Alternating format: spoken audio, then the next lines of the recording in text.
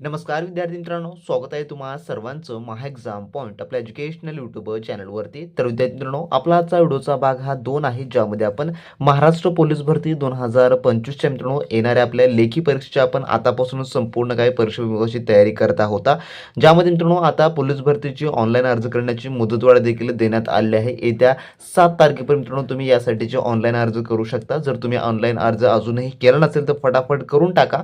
आणि जे आपण तुमच्यासाठी स्पेशली जे की महाराष्ट्रामध्ये तुम्हाला कोणीही अशी ऑफर दिली नाही, म्हणजेच की ₹1 एकची टेस्ट जी काय आपण अवेलेबल ऑफर करून दिलेली आहे, त्याची देखील वैधता आपण आता 7 तारखेपर्यंत मित्रांनो जे की वाढवून दिलेली आहे. तर जे कोणी विद्यार्थी ₹1 एक टेस्ट अशी जो आपली ऑफर आहे त्याचा तुम्ही लाभ घेतला नसेल तर या व्हिडिओच्या डिस्क्रिप्शन बॉक्समध्ये आपल्या ऑफिशियली ॲपची मित्रांनो लिंक आपण दिलेली आहे. तुम्ही तेथून लगेच आपले ॲप डाउनलोड करा आणि त्यामधून तुम्ही ₹1 एक टेस्ट अशी मित्रांनो संपूर्ण काही पोलीस भरतीची संभव प्रश्नपत्रिका त्या ठिकाणी मिळवू शकता. तर मित्रांनो पाहू आपल्या आजच्या या भागामधील काही अतिशय महत्त्वपूर्ण प्रश्न. तर यामधला आपला प्रश्न क्रमांक पहिला असा आहे, जो की प्रश्न 1 जो की काय म्हणतो की भारतातील पहिला व्याघ्र प्रकल्प कोणता आहे. तर यापैकी जो आहे जो की भारतातील पहिला व्याघ्र प्रकल्प कोणता आहे असा प्रश्न आपल्याला या ठिकाणी विचारण्यात आलेला आहे. तर याचं जे उत्तर आहे ते आहे पर्याय नंबर 1 जे की जिम कॉर्बेट. तर जिम कॉर्बेट हा जो आहे भारतातील पहिला व्याघ्र प्रकल्प आहे मित्रांनो. तर जिम कॉर्बेट राष्ट्रीय उद्यान हा जो आहे थोडक्यामध्ये उत्तराखंड या राज्यामध्ये स्थित आहे. तर परीक्षेमध्ये तुम्हाला असा देखील प्रश्न येऊ शकतो की जिम कॉर्बेट हा व्याघ्र प्रकल्प किंवा राष्ट्रीय उद्यान कोणत्या राज्यामध्ये स्थित आहे. तर ते आहे उत्तराखंड या राज्यामध्ये स्थित आहे आणि हा जो आहे थोडक्यामधील भारतातील पहिला व्याघ्र प्रकल्प आहे आणि याची स्थापना जी झालेली आहे ती झालेली आहे 1973 या साली जी आहे थोडक्यामध्ये जे की झालेली आहे. त्यामुळे हे संपूर्ण बाबी या ठिकाणी लक्षात ठेवून घ्या. त्यानंतर या ठिकाणी जर मेळघाटबद्दल तुम्हाला माहिती सांगायचं झालं तर मेळघाट हा देखील एक महाराष्ट्रामधील महत्त्वाचा व्याघ्र प्रकल्प आहे आणि तांडोबा हा जो आहे थोडक्यामध्ये महाराष्ट्रातील चंद्रपूर जिल्ह्यात असलेला आणखी एक थोडक्यामध्ये एक व्याघ्र प्रकल्प आहे. तर हे संपूर्ण व्याघ्र प्रकल्पच आहेत. आणि जर कान्हा हे जर सांगायचं झालं तर कान्हा हा जो आहे मध्य प्रदेशमधील एक मोठा व्याघ्र प्रकल्प आहे. तर अशा प्रकारे तुम्हाला ऑप्शन परीक्षेमध्ये पाहायला मिळतात, जे की एक प्रकारचे कन्फ्युजिंग टाईपचे ऑप्शन्स असतात. परंतु आपल्याला जर याचं अचूक उत्तर माहिती असेल तर आपल्याला अचूक उत्तर त्या ठिकाणी जे आहे ते निवडता येणार असेल मित्रांनो. त्यानंतरचा प्रश्न आपला पुढील दुसरा असा आहे, भारतातील कोणते राज्य प्रथम कार्बनमुक्त राज्य झालेलं आहे. तर कार्बनमुक्त राज्य या ठिकाणी म्हटलेलं आहे. तर याचं उत्तर आहे पर्याय नंबर ब जे की हिमाचल प्रदेश. तर हिमाचल प्रदेश हे भारतातील पहिलं राज्य आहे जे पूर्णपणे कार्बनमुक्त जे की झालेलं आहे. पर्याय नंबर याचं ब जे की उत्तर होणार असेल. त्यानंतरचा आपला पुढील प्रश्न जो की प्रश्न तिसरा असा आहे, ग्रीन हाऊस इफेक्ट कशाशी संबंधित आहे. तर खालीलपैकी यापैकी कशाशी संबंधित आहे. तर याचं उत्तर आहे पर्याय नंबर जे की क तापमान वाढ. तर ग्रीन हाऊस इफेक्ट म्हणजेच की पृथ्वीच्या वातावरणातील काही वायू उष्णता शोषून घेतात, ज्यामुळे पृथ्वीचे तापमान वाढते. हा परिणाम थोडक्यात जागतिक तापमान वाढीशी संबंधित आहे, ज्यालाच आपण काय म्हणतो ग्लोबल वॉर्मिंग असं देखील म्हणतो. तर त्याला आपण ग्लोबल वॉर्मिंग असं इंग्लिशमध्ये थोडक्यामध्ये त्याला आपण संबोधित करतो. त्यामुळे पर्याय नंबर याचं क जे की उत्तर होणार असेल. तर हरित क्रांती म्हणजे काय. तर हरित क्रांती म्हणजे तुम्हाला माहिती असेल, कारण का ही शेती उत्पादनात वाढ करण्यासाठी एक नवीन तंत्रज्ञान जे की वापरणे ही जी हरित क्रांती होती. आणि दुग्ध क्रांती म्हणजे काय, तर दुग्ध उत्पादन वाढण्यासाठी केलेली क्रांती, ज्याला जी की दुग्ध आपण क्रांती असं देखील म्हणतो. तर मानवी आजार तर यापैकी आपल्याला होणारच नाही, हे पर्याय माहितीच असेल. त्यानंतरचा आपला पुढील प्रश्न जो की प्रश्न 4था असा आहे, काय म्हणतो पहा, आशियान या आशियाच्या 10 देशाच्या संघटनेमध्ये कोणत्या राष्ट्राचा खालीलपैकी समावेश नाही. तर यापैकी कोणत्या राष्ट्राचा जो की समावेश नाही असं जे आहे ते थोडक्यामध्ये या ठिकाणी विचारलेलं आहे. तर याचं जे उत्तर आहे ते आहे पर्याय नंबर ड जे की पूर्व तिमोर याचा जो आहे थोडक्यात यापैकी समावेश नाही. तर आशियान म्हणजेच काय, तर याचं फुल फॉर्म देखील तुम्ही लक्षात ठेवून घ्या, कारण का फुल फॉर्मवर आधारित देखील कधी कधी प्रश्न येतो. तर आशियान म्हणजे काय, एचं होतं associations of south east Asian nations असं जे थोडक्यामध्ये याचा फुल फॉर्म होणारा आहे. तर यामध्ये एकूण किती देश आहेत, यामध्ये एकूण 10 आग्नेय देशांचा समावेश आहे. त्यापैकी पूर्व तिमोर हा देश यापैकी सदस्य नाही, परंतु हा जो देश आहे थोडक्यामध्ये जो की निरीक्षक म्हणून सामील होण्याच्या प्रक्रियेमध्ये आहे. त्यामुळे याचं पर्याय नंबर जे की ड हे उत्तर होणार असेल. तर बाकी जे आहेत इंडोनेशिया, थायलंड, सिंगापूर हे सर्व काही आशियाई या देशाचे देशाच्या संघटनेचाच एक भाग आहे. म्हणून पर्याय नंबर याचं ब हे उत्तर होणार असेल. आणि तुमच्या येणाऱ्या परीक्षेमध्ये तुम्ही जर PYQ पाहिला तर मित्रांनो तुम्हाला त्यामध्ये या प्रकारचे प्रश्न 100% पाहायला मिळणारे असतील. आणि आपण जे ₹1 एक टेस्ट तुम्हाला उपलब्ध करून दिलेली आहे, ज्यामध्ये संपूर्ण परिपूर्ण पेपर फॉर्मॅटनुसारचे टेस्ट असणारे आहेत, ज्यामध्ये आपण PYQ देखील इन्क्लूड केलेले आहेत, अतिसंभव इन्क्लूड केलेला आहे. त्यामुळे ते लगेचच्या लगेच जॉईन करून एनरोल करून घ्या, कारण का अशी ऑफर तुम्हाला पुन्हा कधीच मिळणारी नसेल मित्रांनो. त्यानंतरचा आपला पुढील प्रश्न असा आहे, जो की प्रश्न 5वा काय म्हणतो पहा. संयुक्त राष्ट्रसंघात हिंदी भाषण करणारे पहिले भारतीय पंतप्रधान कोण होते? तर याचं उत्तर जे आहे ते आहे ऑप्शन नंबर क, जे की अटल बिहारी वाजपेयी हे जे थोडक्यामध्ये होते. तर अटल बिहारी वाजपेयी यांनी कधी तर 1977 मध्ये जे आहे परराष्ट्र मंत्री असताना आणि नंतर पंतप्रधान म्हणून संयुक्त राष्ट्र महासभेमध्ये हिंदीत भाषण केलेले होते. ते संयुक्त राष्ट्र संघात हिंदी भाषण करणारे जे की पहिले भारतीय होते. पर्याय नंबर याचं जे की क हे जे आहे थोडक्यामध्ये उत्तर जे की होणार असेल. तुम्ही अजूनही पोलीस भरती 2025 साठी आपण काढलेला बिग ब्लास्ट ऑफर म्हणजेच की ₹1 एक टेस्ट हा ऑफरचा मित्रांनो तुम्ही अजूनही जॉईन केला नसेल किंवा तुम्ही लाभ घेतलेला नसेल तर लगेचच्या लगेच आपलं महा एक्झाम पॉईंटचं ऍप्लिकेशन डाउनलोड करून घ्या आणि त्यामधून या ऑफरचा मित्रांनो कमी कालावधीमध्ये असलेला सुरू आपला ऑफरचा या लाभ घ्या मित्रांनो. कारण का यामध्ये तुम्हाला संपूर्ण काही लेखी परीक्षेची कम्प्लिटली तयारी होणार असेल. यामध्ये आपण फक्त ₹1 एक टेस्ट ही उपलब्ध करून दिलेली आहे, ज्यामध्ये संपूर्ण काही नव्या पॅटर्ननुसारचे दर्जेदार प्रश्न व त्यासोबतच अनुभवी व तज्ञ प्राध्यापकांनी काढलेले आपले सर्व काही अतिसंभाव्य सराव पेपर व त्यासोबत आपण प्रिव्हियस इयर क्वेश्चन पेपर देखील यामध्ये समाविष्ट करून दिलेला आहे, ज्यामुळे तुम्हाला आता कोणत्याही मार्केटमधलं महागडं पुस्तक घेण्याची गरज पडणार नसेल किंवा तुम्हाला कोणतेही महागडे कोचिंग लावण्यास देखील अजिबात गरज पडणार नसेल. तुम्ही ग्राउंड हे तुमच्या स्वबळावर आणि तुमची लेखी काढण्याची जबाबदारी आम्ही जे मित्रांनो या ठिकाणी घेतलेली आहे. कारण का यामध्ये आपण एवढ्या साऱ्या प्रश्नांचा सराव करणार आहोत की ज्यामधून तुमचं परीक्षेमध्ये जे प्रश्न येणार ते प्रश्न संभाव्य स्वरूप प्रश्न आपण यामध्ये जे आहे ते ऍड करून दिलेले आहेत. त्यामुळे ₹1 एक या टेस्ट प्रमाणे 100 टेस्ट आपण त्या ठिकाणी उपलब्ध करून दिलेल्या आहेत. त्या 100 टेस्टचा तुम्ही ऑफरचा लाभ घ्या.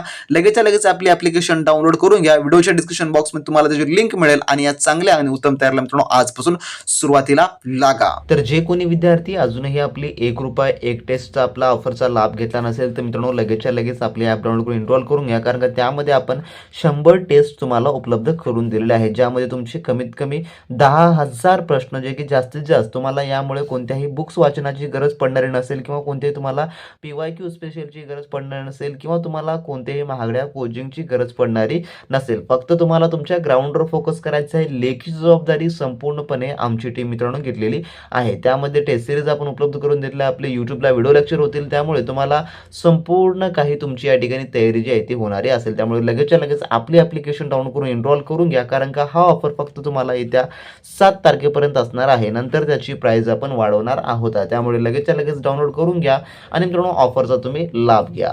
त्यानंतरचा प्रश्न आपला पुढील 6वा असा आहे, खालीलपैकी कोणता देश हा सार्क संघटनेचा सदस्य नाही? तर सार्कचा संघटना नसलेला देश म्हटलेला आहे. तर याचं उत्तर आहे ऑप्शन नंबर क, जे की म्यानमार हा जो आहे थोडक्यामध्ये नाही. तर आता सार्क म्हणजे काय? तर south Asian association for regional corporations, म्हणजे की ही दक्षिण आशियाई देशांची एक संघटना आहे, ज्यामध्ये म्यानमार हा आग्नेय आशियाई देश असल्याने तो सार्कचा थोडक्यामध्ये जे की सदस्य नाही. तर बाकी भूतान, बांगलादेश आणि मालदीव हे जे आहे सार्कचे थोडक्यामध्ये सदस्य आहेत.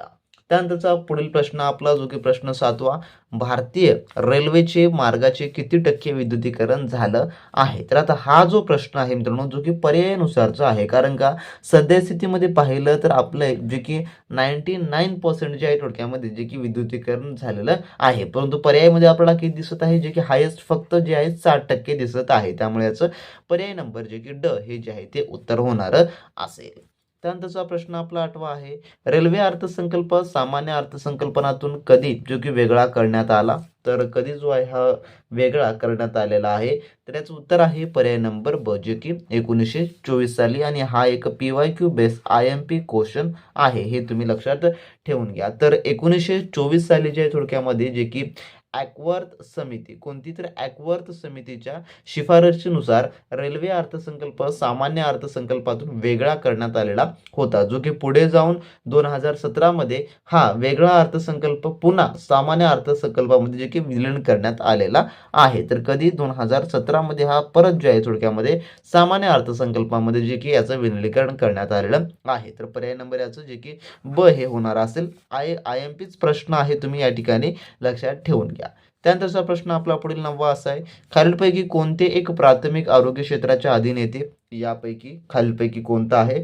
तर याचं उत्तर आहे पर्याय नंबर जे की ड, कृषी. तर अर्थव्यवस्थेच्या प्राथमिक क्षेत्रामध्ये नैसर्गिक संसाधनाचा थेट वापर करून वस्तूचे उत्पादन समाविष्ट हे असते आणि यामध्ये ॲग्रिकल्चर म्हणजेच की आपला कृषी, वनीकरण, मासेमारी, खाणकाम यांचा जो आहे थोडक्यामध्ये हा समावेश होतो. म्हणून पर्याय नंबर याचं जे की ड हे उत्तर होणार असेल. जर आपण इतर पर्याय यामध्ये पाहिलं, ज्यात आरोग्य, बँकिंग, शिक्षण हे सर्व सेवा क्षेत्रात म्हणजेच की तृतीय क्षेत्रामध्ये जे की येणारे आहेत. म्हणून पर्याय नंबर याचं ड हे उत्तर होणार असेल. त्यानंतरचा आपला प्रश्न 10वा, RBI द्वारे जारी नवीन 100 रुपयाच्या नोटांची वैशिष्ट्ये काय आहेत?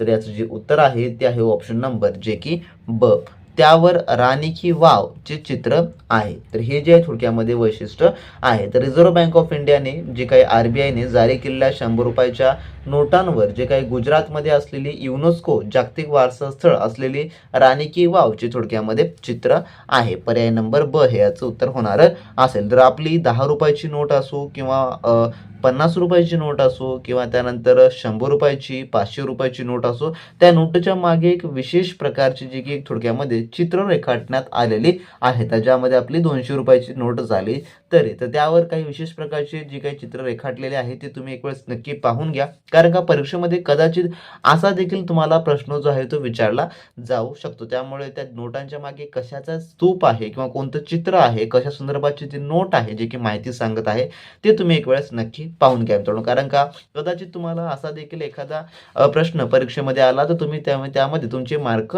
मिस होऊ नये. त्यानंतरचा प्रश्न 11वा आपला, खालीलपैकी मीनाक्षी मंदिर कोठे आहे? तर यापैकी कोण्या ठिकाणी आहे? तर याचं उत्तर आहे पर्याय नंबर जे की ड, यापैकी नाही. तर मग कोण्या ठिकाणी आहे? तर प्रसिद्ध मीनाक्षी अम्मन मंदिर हे तामिळनाडू राज्यातील मदुराई या शहरामध्ये जे की स्थित आहे. कुठं आहे? तामिळनाडूमध्ये आहे. आणि कोणत्या शहरामध्ये आहे? तर ते मदुराई या जे आहे थोडक्यामध्ये शहरामध्ये आहे. त्यामुळे याचे जे इतर पर्याय आहेत या ठिकाणी चुकीचे आहेत. म्हणून पर्याय नंबर ड हे जे उत्तर होणार असेल. त्यानंतरचा आपला पुढील प्रश्न जो की 12वा, तक्षशिला विश्वविद्यालय कोठे आहे? खालीलपैकी कोण्या ठिकाणी? तर याचं उत्तर आहे पर्याय नंबर जे की ड हे होणार आहे. तर प्राचीन तक्षशिला विद्यापीठ जे की हे रावळपिंडी जवळ जे की स्थित आहे. म्हणून पर्याय नंबर जे की ड याचं उत्तर होणार असेल.